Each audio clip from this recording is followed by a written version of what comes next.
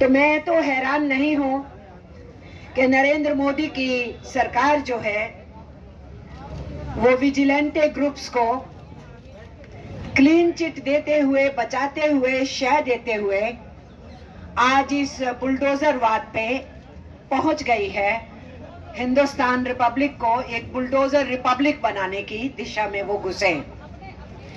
मैं सरप्राइज्ड इसलिए नहीं हूं साथियों कि नरेंद्र मोदी हो या अमित शाह हो, उनकी टीम हो, जो बड़ी शान से अपने को राष्ट्रीय स्वयं सेवक संघ के स्वयं सेवक बोलते हैं, तो वो राष्ट्रीय स्वयं सेवक संघ की सियासत को ही आगे बढ़ा रहे हैं। आरएसएस बीजेपी की हुकूमत अपना एजेंडा जो 1925 में उन्होंने सेट किया उसी की तरफ आगे बढ़ रही है।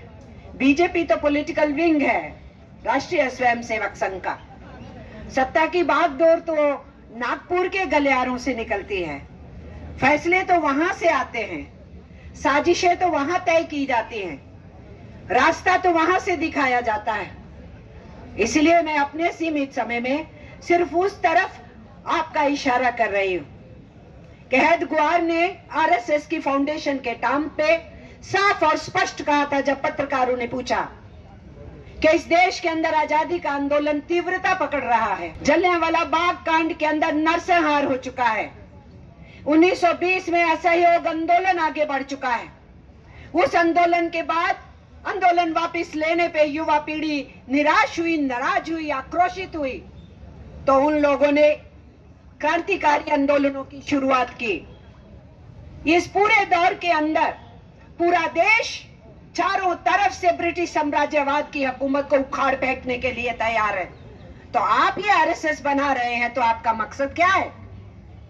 हेडगेवार ने कहा, हमारा मकसद अंग्रेजों के खिलाफ लड़ना नहीं है।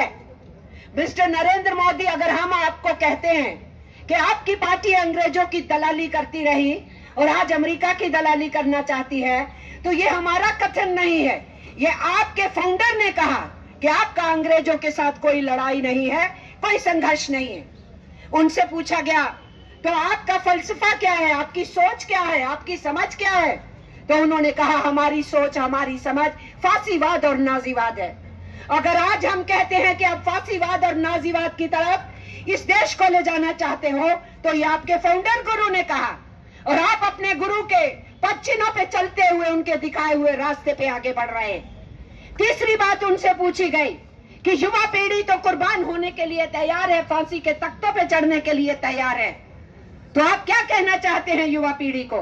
तो हेडगेवार का जवाब था, ये सारे नौजवान भटके हुए हैं। तो याद रखे युवा पीढ़ी, जिनको आप आइकॉन मानते हो, भगत सिंह, सुखदेव को, राजगुरु को, चंद्रशेखर आजाद को, जितेंद्र दास को, मनमथ नाथ, लाहिड़ी, रोशन, बिस्मिल, अशफाकुल्लाह, कितने नाम गिनाए जा सकते हैं जिनको आप आइकॉन मानते हो। आरएसएस की नजर में, उसके फाउंडर की नजर में वो भटके हुए नौजवान थे। उन्होंने कहा, तो फिर मकसद क्या है? मकसद है इस देश में हिंदू राज की स्थापना करना।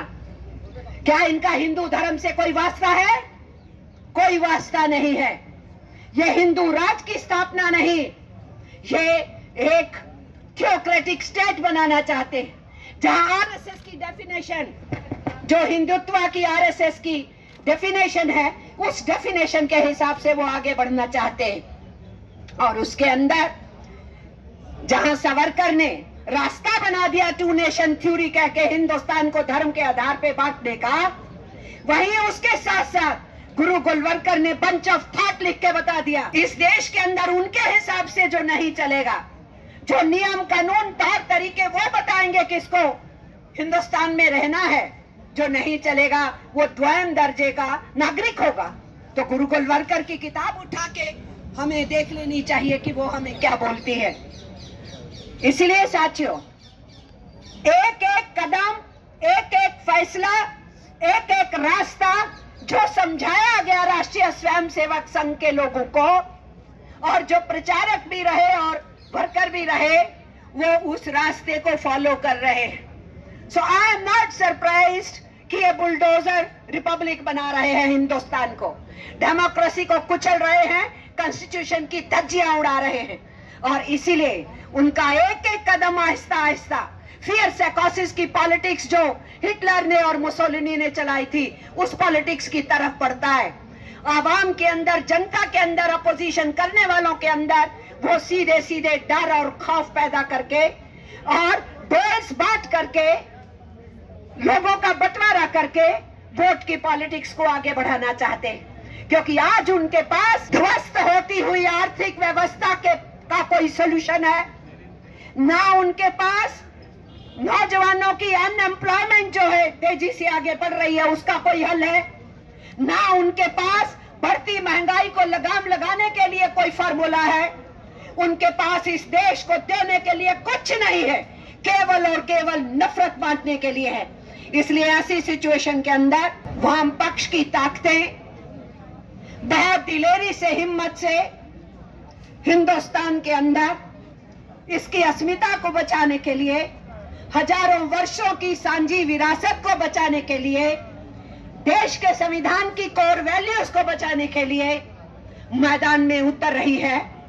ये हमारा सोच है, समझ है, आइडियोलॉजी है, फिलॉसफी है, रास्ता है। यही एक दिशा है जिसको लेके हम सांस लेते हैं, सोते हैं, उठते हैं, जागते हैं, चलते हैं और हर रास्ते पे कुर्बानियों के रास्तों को लिखने के लिए कभी गुरेज नहीं करते।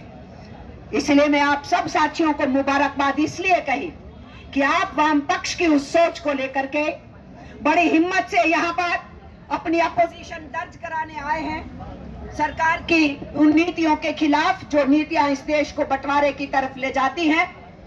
और मेरे पास आंकड़ों के अंबार हैं, अगर मैं कहूं कि इन्होंने हमारे देश को कहां पहुंचाया है।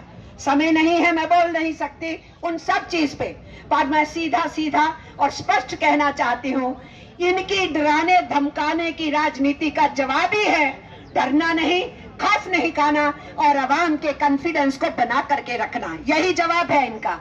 इनका जवाब है इनसे सवाल करना बेकारी के ऊपर, महंगाई के ऊपर, अर्थव्यवस्था के ऊपर और लोगों के अंदर जो हंगर इंडेक्स बढ़ रहा है, जो इस देश की हालात खराब हो रही है।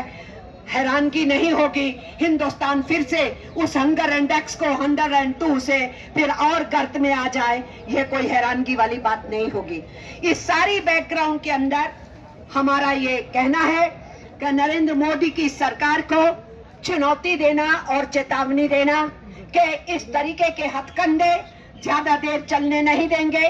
तुम लोगों ने समझ लिया कि अब इलेक्शन जीत लिए यूपी में और उत्तराखंड में। हम सब जानते हैं तुम इलेक्शन कैसे जीते थे, पूरा देश जानता है तुम इलेक्शन कैसे जीते थे। तुम्हारे उन हथकंडों को हम जानते हैं, लेकिन अगर तुम ये समझ रहे हो कि हम जीत लिए और वहां बुलडोजर दिखाए थे, वहां हम बंटवारा करे थे, वहां हम मुस्लिम्स को रोहिंग्या कहे थे, तो बात तो बहुत सीधी है। दिल्ली में तो बहुत सी कॉलोनीज हैं, 700 से ऊपर कॉलोनीज हैं जिनको माना जाता है कि वो अभी भी रिकॉग्नाइज नहीं है, इलीगल है। और 1700 समथिंग, नॉट 700 समथिंग, 1700 समथिंग। तो फिर इतनी कॉलोनियां हैं, तो आप टारगेट एक जगह पे जाके करते हैं, तो इनकी भाषा बताती है कि ये टारगेट किसको कर रहे थे।